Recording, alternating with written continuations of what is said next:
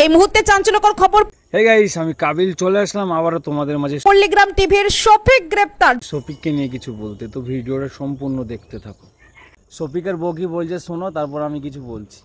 এখন একটা ভিডিও হয়েছিল, হ্যাঁ ভিডিও করেছিল, কিন্তু সেই ভিডিওটা ও দেখে হঠাৎ পোস্ট করে দেয়, দিয়ে বলে যে তুমি যদি আমাকে বিয়ে না করো আরো ভিডিও পোস্ট করবো।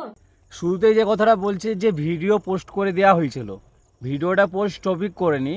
আর শফিক কোনোদিনও ভিডিও পোস্ট করবে না, কেননা সে একটা সেলিব্রিটি। একটা কথা ভাবার উচিত, যখন কিস করাকরি করে যখন ভিডিওটা হয় তখন কিন্তু মেয়েটাও দেখেছিল যে ভিডিওটা হচ্ছিল। তাহলে তোমরা এখানেই বুঝে যাও মেয়েটাই বা কেমন।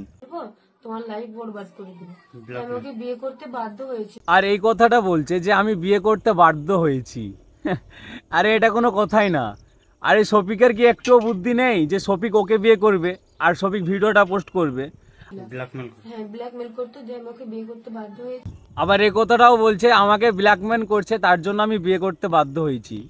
আচ্ছা, এটা পাবলিককে বোকাচোদা বানানো হচ্ছে না কি হচ্ছে? আচ্ছা, পাবলিক কি বোঝে না, না পাবলিকের কি একটুও বুদ্ধি নেই? আরে কেউ এই কথাটা বিশ্বাস করবে না যে শফিক আমাকে নিয়ে ব্ল্যাকমেল করেছে।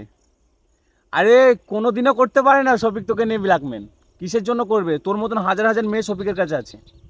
আর এখন ও ওইসব ভিডিও ভাইরাল করে এখনো আমার দিকে আর ফিরে তাকাচ্ছে না।